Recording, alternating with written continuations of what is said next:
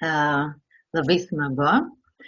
Dar norime pakviesti savo, sakykime, įspūdžiais pasidalinti Jotvingių gimnazijos direktoriaus pavaduotoją ugdymui Nijolę Makštukienę. Sveiki, kolegos.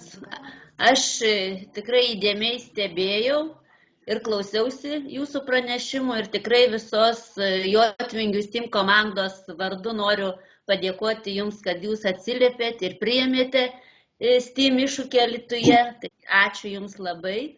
Tikiuosi, kad šitoje konferencijoje išgirsti pranešimai buvo informatyvus ir jums suteikė dar daugiau naujų idėjų šiai veiklai toliau vystyti.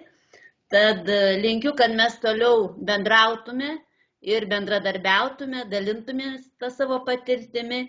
Tad ačiū jums dar kartą labai, būkime sveiki, saugokime vieni kitus ir dar primenu, tie, kurie norite gauti kvalifikacijos pažymą, nepamirškite registruoti STEMI+ sistemui.